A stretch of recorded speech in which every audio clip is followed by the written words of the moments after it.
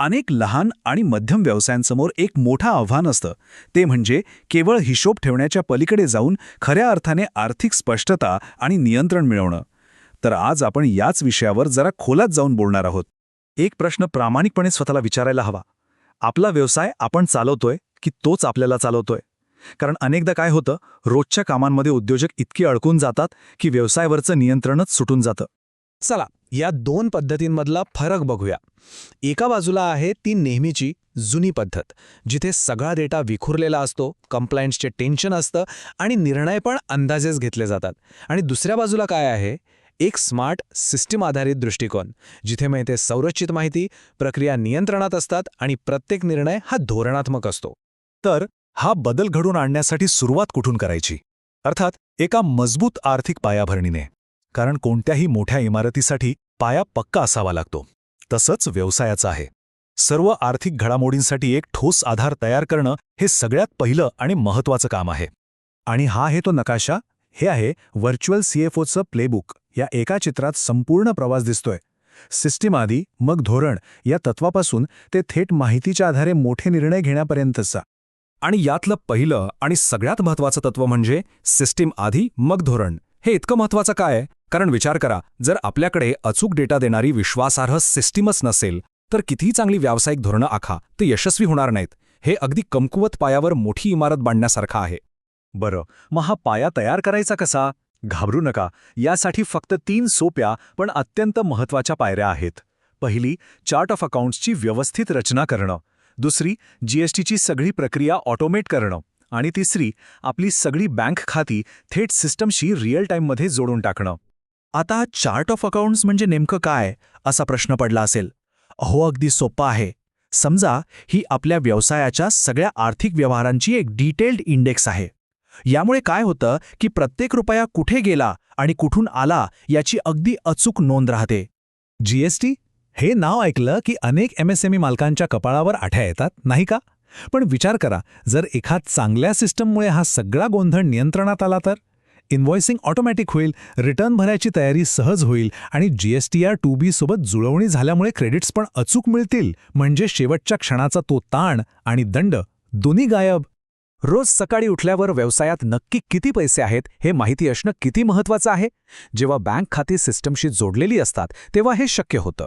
आपल्याला रोजच्या रोज आपल्या कॅश पोझिशनवर लक्ष ठेवता येतं आणि मग अचानक येणारी पैशांची चणचण म्हणजेच लिक्विडिटीचं संकट टाळता येतं. चला, आता पाया तर पक्का झाला. आता वळूया पुढच्या टप्प्याकडे आणि बघूया की या मजबूत पाळावर आपण आपलं रोजचं आर्थिक कामकाज अजून कसं सुधारू शकतो, म्हणजे ऑप्टिमाइज करू शकतो. हा एक फार मोठा आणि कॉमन प्रश्न आहे. अनेक व्यावसायिक म्हणतात, अरे कागदावर तर मस्त नफा दिसतोय, पण हातात पैसेच नाहीयेत. असं का होतं? याचं एकच मुख्य कारण आहे, खेळत्या भांडवलाचं म्हणजेच वर्किंग कॅपिटलचं योग्य व्यवस्थापन नसणं. आणि इथे सिस्टीम कशी जादू करते ते बघा. एका बाजूला आहे येणी म्हणजे रिसिव्हेबल्स. पैसे वेळेवर मिळत नाहीत म्हणून ग्रोथ अडकते. पण सिस्टीम काय करते? ती ग्राहकांना आपोआप रिमाइंडर पाठवते. दुसऱ्या बाजूला आहे देणी म्हणजे पेएबल्स. आपण घाईघाईने पैसे दिले की कॅश कमी होते. इथे सिस्टीम आपल्याला देय तारखा लक्षात ठेवून पेमेंट प्लॅन करायला मदत करते. झालं, दोन्ही बाजू बॅलन्स आणि कॅश फ्लो एकदम सुरळीत. अनेकदा आपला नफा कुठे जातो हेच कळत नाही. याला म्हणतात ऑपरेशनल लिकेज. जेव्हा प्रत्येक खर्चाचं व्यवस्थित वर्गीकरण करून त्याचं विश्लेषण केलं जातं, तेव्हा ही गळती कुठे होतीये हे लगेच लक्षात येतं. आणि एकदा का ही गळती थांबवली की विक्री न वाढवताही नफा थेट वाढतो. ओके, तर पाया पक्का झाला, रोजचं काम पण सुधारलं. आता आपण आलो आहोत सगळ्यात शेवटच्या आणि पॉवरफुल टप्प्यावर.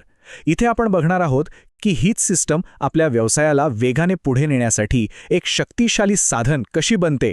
या सगळ्या प्रवासाचं अंतिम ध्येय काय आहे? फक्त आकडे नोंदवणं नाही, तर त्या आकड्यांमधनं भविष्यासाठी अर्थ काढणं. यालाच म्हणतात फायनान्शियल इंटेलिजन्स, म्हणजे कच्च्या डेटाला अशा माहितीमध्ये बदलण्याची क्षमता जी प्रत्येक पावलावर योग्य दिशा दाखवते. विचार करा, जर profit and loss, balance sheet आणि कॅश फ्लो स्टेटमेंट हे सगळं एका क्लिकवर रिअल टाईममध्ये मिळालं तर कुठे नफा कमी होतोय, आपली आर्थिक स्थिती किती मजबूत आहे आणि भविष्यात पैशांची सोय कशी करायची हे सगळं वेळेवर कळेल. आणि मग योग्य वेळी योग्य निर्णय घेणं किती सोपं होईल. 50 लाखांवरून 1 कोटी हा आकडा मोठा वाटतो, पण जेव्हा आपल्याकडे डेटा आधारित सिस्टम असते तेव्हा हा प्रवास एक धोकादायक उडी राहत नाही. तो एक प्लॅन केलेला, विचारपूर्वक आखलेला प्रवास बनतो.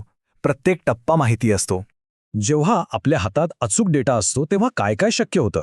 बाजारातले ट्रेंड्स ओळखता येतात, व्यवसाय वाढवायचा की नाही याचे निर्णय आत्मविश्वासाने घेता येतात, पुढच्या वर्षाचं बजेट अचूक बनवता येतं आणि सगळ्यात महत्त्वाचं, आपला व्यवसाय ऑडिटसाठी किंवा गुंतवणुकीसाठी नेहमी तयार असतो. तर या सगळ्याचा सार काय? लक्षात ठेवा, व्यवसायाचं यश फक्त महसूल किंवा कमाईवर अवलंबून नसतं. खरं यश कशात आहे? तर ते आहे आर्थिक बाबींमध्ये असलेली स्पष्टता आणि नियंत्रणामध्ये. आणि आता जाता जाता फक्त एक प्रश्न. आपल्या व्यवसायाचा जो आर्थिक डेटा आहे तो फक्त भूतकाळात काय झालं याचा एक रेकॉर्ड आहे की भविष्यात काय करायला हवं याचा एक नकाशा आहे?